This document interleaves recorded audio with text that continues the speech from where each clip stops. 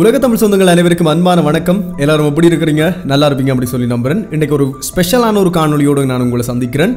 ஏன் நான் இந்த காணொலியை ஸ்பெஷல் அப்படின்னு சொல்கிறேன்னு சொல்லி பார்த்தீங்கன்னு சொன்னால், எங்களோட மண்ணில் பிறந்து வாழ்ந்து இருந்த ஒரு கலைஞன் இன்றைக்கு உலகம் முழுவதும் பிரபலமாக இருக்கிறார் அப்படின்னு சொல்லலாம். அது வேறு யாரும் இல்லை, வாகிசன் ராசையா அவர்களை தான் நான் சொல்கிறேன். என்னுடைய ஒரு நண்பர். இன்றைக்கு உலகம் முழுவதும் தேடப்படுற ஒரு பெயராக இந்த வாகிசன் அப்படின்ற பெயர் வந்து மாறி இருக்குன்னு சொல்லலாம். ஒரே ஒரு நைட்டில் மிட் நைட் கன்சர்ட்னு சொல்லி ஒரு காணொலி மூலமாக பிரபலமாக இருக்கிறார். இன்றைக்கு உலகம் முழுதும் தேடப்படுறவராக இருக்கிறார் அப்படின்னு சொல்லலாம். அவரை பற்றி விரிவாக நிறைய விஷயங்கள் பார்க்க போகிறோம். யார் இந்த வாகிசன் ராசையா, எந்த இடத்துல பிறந்தவர், இப்போ என்ன செய்கிறார், என்னென்னலாம் வாய்ப்பு கிடைக்க இருக்குது அப்படின்னு சொல்லி நிறைய விஷயங்கள் பார்க்க போகிறோம். முக்கியமாக ஒரு விஷயத்தை சொல்ல இருக்கிறேன். என்னென்னு சொன்னால், எனக்கு அரசல் புரசலாக கிடைச்ச தகவல் என்னென்னு சொன்னால், அவருக்கு ஒரு வாய்ப்பு கிடைக்க போயிருக்கிறது. தமிழ் சினிமா இண்டஸ்ட்ரிக்குள்ளே ஒரு வாய்ப்பு கிடைக்க போகுது அப்படின்னு சொல்லலாம். அதை பற்றியும் பேச போகிறோம். நிறைய விஷயங்கள் விரிவாக பார்க்க போகிறோம். என்னோட சேனலுக்கு நீங்கள் ஃபர்ஸ்ட் டைம் வந்திருப்பீங்கன்னு சொன்னால் மறக்காம சேனலை சப்ஸ்கிரைப் பண்ணி பெல் ஐக்கனை கிளிக் பண்ணிக்கொள்ளுங்க. நான் என்றும் உங்கள் தோழன் ஈழத்தமிழன் வாய்ஸ் ஆஃப் டிஷாந்த். வாங்க வீடியோக்குள்ளே போகலாம்.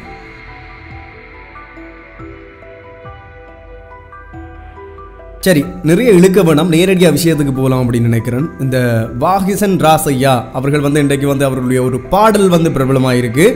என்ன பாடல் அப்படின்னு சொல்லி கேட்டிங்கன்னு சொன்னால், மிட் நைட் கன்செப்ட்னு சொல்லி ஒரு கன்செப்ட் ஒன்று செய்திருந்தாங்க, ஒரு ரீல்ஸ் ஒன்று செய்திருந்தாங்க இன்ஸ்டாகிராமில். அந்த காணொலி உலகம் முழுவதும் இருக்கிற தமிழ் மக்களில் அப்படியே ஃபுல்லாகவே வைரல் ஆகிட்டு அப்படின்னு சொல்லலாம். ஒரு சிறப்பான ஒரு காணொலி, ஒரு பெர்ஃபெக்டான ஒரு காணொலின்னு சொல்லலாம். அதை வச்சு நிறைய ரீல்ஸ் வந்து போடப்பட்டிருக்குன்னு சொல்லலாம். கிட்டத்தட்ட 13-14 மில்லியன்ஸ் வியூஸ் வந்து அந்த காணொலிக்கு வந்திருக்கு. அந்த காணொலியோட எங்களை வாகிசன் உலகம் முழுவதிலையும் பிரபலமாக இருக்கிறாருன்னு சொல்லலாம். உண்மையாகவே ஒரு ஈழத்தமிழனா ரொம்ப சந்தோஷமாக இருக்குது. ஏனென்று சொன்னால், இந்த இலங்கையை பொறுத்தவரையில் இந்திய தமிழ் சினிமாவிலிருந்து வர்ற கலைஞர்களை தான் வரவேற்கிறதும் வாழ்த்துறதும் அதை தூக்கி வச்சு கொண்டாடுறதும் வளமையாக இருந்தது. ஆனால் அது வளமைக்கு மாறாக உலகம் முழுவதும் இருக்கிற தமிழ் மக்கள் வந்து இன்றைக்கு ஒரு ஈழத்தமிழனாக இருக்கிற வாகிசனை வந்து கொண்டாடுறதை நினைக்கும் போது ரொம்ப சந்தோஷமாக இருக்குது எனக்கும். நிச்சயமாகவே தமிழர்கள் மத்தியில் பிரபலமாக இருக்கிறார். குறிப்பாக தமிழ்நாட்டு மக்களிடையே இந்த ரீல்ஸ் வந்து அதிகமாக பகிரப்படுறது வந்து குறிப்பிடத்தக்கது. இப்போ வந்து இன்றைக்கு கரெக்டாக வாகிசன் வந்து தமிழ்நாட்டில் தான் நின்று கொண்டிருக்கிறார். இந்தியாவுடைய தமிழ்நாட்டில் வந்து இந்த ஸ்ட்ரீட்லையெல்லாம் ரேப் சாங் செய்து பாடிக்கொண்டிருக்கிறார். சரி,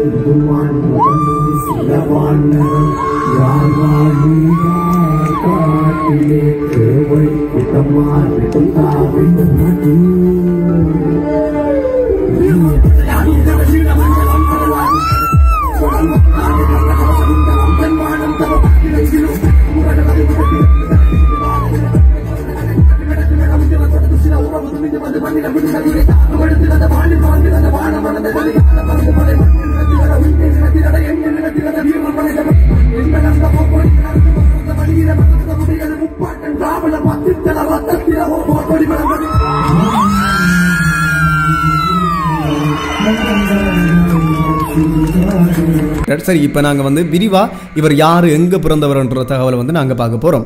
வாகிசன் ராசையா இவர் வந்து யாழ்ப்பாணத்தை சேர்ந்தவர். யாழ்ப்பாண ஹிந்து காலேஜில் படித்த ஒரு மாணவன் அப்படின்னு சொல்லலாம். யாழ்ப்பாண இந்து கல்லூரியில் படித்தவர்.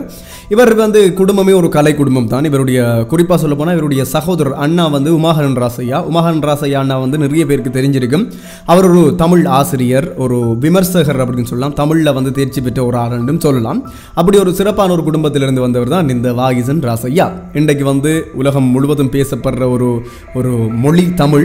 அந்த தமிழ் மொழியை போற்றக்கூடிய நிறைய பாடல்களை வந்து பாடியிருக்கிறார்.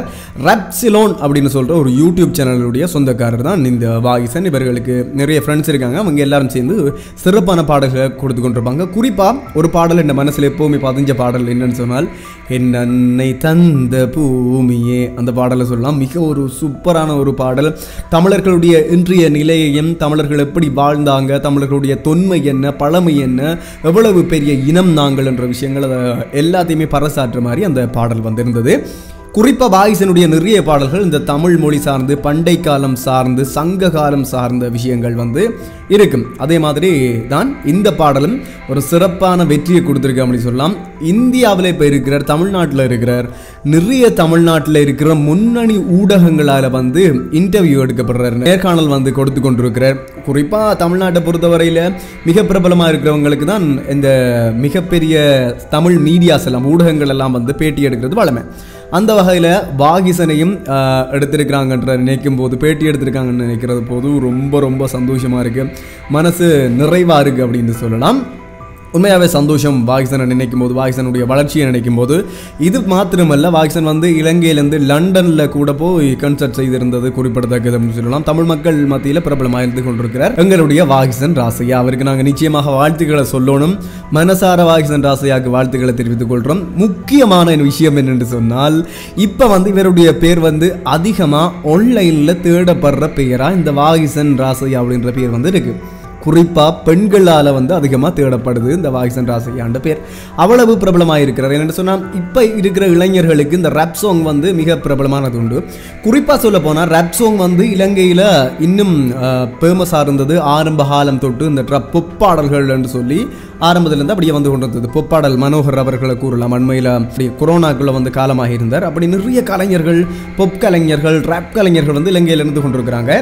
இப்போ அடுத்த சந்ததிக்கு வந்து இந்த ரேப் கலைஞரை கொண்டு வந்திருக்கிறது தான் வாகிசன் அண்ட் டீம். அவங்க வந்து ரெப்சிலோன் என்ற யூடியூப் சேனல் மூலமாக நிறைய காணொலிகளை பதிவிட்டிருக்கிறாங்க, நிறைய பாடல்கள் வெளியிட்டிருக்கிறாங்க. அவங்களுடைய சேனலை வந்து நான் கீழே டிஸ்கிரிப்ஷனில் கொடுக்குறேன், வேணும்னு சொன்னால் நீங்கள் போய் செக் பண்ணி பார்க்கலாம். அவ்வளவு உங்களுக்கு நிச்சயமாக தெரியாதவங்க இருக்க மாட்டீங்கன்னு நினைக்கிறேன். அவ்வளவு தரமான படைப்புகளை வந்து வழங்கி கொண்டிருக்கிறாங்க வாகிசன் அண்ட் டீம். அவங்களுக்கு நிச்சயமாக நாங்கள் வாழ்த்துக்களை சொல்லிக்கொள்கிறோம். சரி, இப்போ நான் ஒரு முக்கியமான விஷயத்தை உங்களுக்கு சொல்லுவேன் அப்படின்னு சொல்லி ஆரம்பத்தில் சொல்லியிருந்தேன். அந்த விஷயத்தை நான் இப்போ உங்களோட பகிர்ந்து கொள்ள போகிறேன். வாகிசன் வந்து இப்போ பிரபலமாயிட்டார் தான். இன்ஸ்டாகிராம் மூலம் பிரபலமாகி நிறைய தமிழ் கலைஞர்கள் மத்தியிலும், தமிழ் வந்து அந்த கலை சம்பந்தப்பட்டவங்க மத்தியிலும் பிரபலமாகிட்டார். இப்போ உங்களுக்கு தெரியும், பிரபலமானவங்களை வந்து ஒரு சேனல் வந்து அப்படியே நோட் பண்ணி கொண்டே இருப்பாங்க. யார் யார் எந்த இடத்த பிரபலமாகறாங்க, தமிழ் சார்ந்தவங்க எங்கெங்கே பிரபலமாகறாங்கன்னு சொல்லி. அவங்களோட கண்ணில் எங்களோட வாகிசன் வந்து மாட்டிருக்கிறார் அப்படின்னு சொல்லி ஒரு அரசல் புரசலான தகவல் வந்திருக்கு. என்ன அப்படின்னு சொன்னீங்கன்னு சொன்னால், தனியார் தொலைக்காட்சி நடத்துகிற ஒரு பிக் பாஸ் நிகழ்ச்சி என்று உங்களுக்கு தெரியும். இதில் வந்து ஒவ்வொரு சீசனாக நடத்தி கொண்டு வருவாங்க. ஆனால் இலங்கை கலைஞர்களை, குறிப்பாக ஈழத்தில் இருக்கிறவங்களை வந்து இதுக்குள்ளே இணைச்சி கொள்ளணும் அப்படின்னு சொல்லி அவங்களுக்கு ஒரு ஐடியா இருக்குது. எப்போவுமே ஒரு சீசன்லையாவது கட்டாயம் எடுத்துக்கொண்டு வாங்க, எப்படியாவது யாரையாவது எங்கேருந்தாவது தேடி பிடிச்சி கொண்டு வந்துடுவாங்க. அந்த பிக் பாஸ் சீசனில் எங்களுடைய வாகிசன் வருவார் அப்படின்னு சொல்லி ஒரு அரசல் புரசலான ஒரு தகவல் வந்து பரிமாறப்பட்டு கொண்டிருக்கு. இது வந்து உறுதிப்படுத்தப்பட்ட பதிவு அல்ல, தகவல் அல்ல. ஆனால் அரசல் புரசல தகவல் வந்து கொண்டே இருக்குது. வாகிசன் வந்து பிக் பாஸுக்கு போக போகிறாருன்னு சொல்லி. இப்போ அவர் வந்து தமிழ்நாட்டில் இருக்கிறது, ஒருவேளை பிக் பாஸில் அவர் பங்கு பெற்ற இருக்கலாம் அப்படின்னு சொல்லி நான் நினைக்கிறேன். அப்படி இருந்தால் சந்தோஷப்படுற முதலால் நானாக இருப்பேன். என்று சொன்னால், எங்களோட மண்ணிலிருந்து, யாழ் மண்ணிலிருந்து எத்தனையோ வலிகளையும் வேதனையையும் காயங்களையும் அனுபவித்த மண்ணிலிருந்து ஒரு கலைஞன் தன்னுடைய சுய முயற்சியால் சொந்தமாக எந்தவித பேக்ரவுண்டுமே இல்லாமல் தனியே எழுந்து நின்று ஒரு யூடியூப் சேனலை ஆரம்பித்து பாடி அதை பாடி இதை பாடி எங்களோட மொழியினுடைய தொன்மைகளை பாடி இன்றைக்கு வளர்றதுன்றது நிச்சயமாகவே ஒரு தமிழனாக நானும் சந்தோஷப்படுறேன். அவருடைய வளர்ச்சியை நினைச்சு நானும் பெருமைப்படுறேன். இந்த காணொலி தான் உங்களோட நான் பேசுறதுக்கு வந்து நான் இந்த வாகிசன் பற்றிய தகவலை உங்களோட பகிர்றதுக்கு வந்து நான். உங்களுக்கும் நிறைய பேருக்கு அவரை தெரிஞ்சிருக்கலாம். இந்த சோஷியல் மீடியாவில், சமூக வலைதளங்களில் இருக்கிறவங்களுக்கு நிச்சயமாக அவரை தெரியாதவங்க இருக்க முடியாது. தமிழ் மொழி சார்ந்த நேசிக்கிறவங்களுக்கு, தமிழை நேசிக்கிறவங்களுக்கு வந்து அவரை தெரியாமல் இருக்காது. எனவே அவரை பற்றின காணொலிகள், அவரை பற்றிய பதிவுகள் நான் வந்து உங்களுக்கு வழங்கியிருக்கிறேன். ஏதோ ஒரு விளக்கத்தை தந்திருக்கும் என்று நினைக்கிறேன். இந்த காணொலி ஏதோ ஒரு தகவலை புதுசாக உங்களுக்கு கொடுத்துருக்கலாம். அப்படி கொடுத்துருந்துன்னு சொன்னால் மறக்காமல் இந்த காணொலியை லைக் பண்ணிக்கொள்ளுங்க, சேனலை சப்ஸ்கிரைப் பண்ணி பெல் ஐக்கனை கிளிக் பண்ணிங்கன்னு சொன்னால் இதே போல் நிறைய எங்களுடைய மண்ணின் கலைஞர்களையும் எங்களுடைய மண்ணின் தொன்மைகளையும் பற்றிய பல காணொலிகள் நீங்கள் பார்க்கலாம் இந்த சேனலில். மறக்காமல் சப்ஸ்கிரைப் பண்ணி வச்சுக்கொள்ளுங்க. இதே போல் இன்னொரு காணொலியில் உங்களை சந்திக்கும் வரை உங்களிடமிருந்து விடைபெற்று செல்லும் நான் என்றும் உங்கள் தோழன் ஈழத்தமிழன் வாய்ஸ் ஆஃப் நிஷாந்த். நன்றி.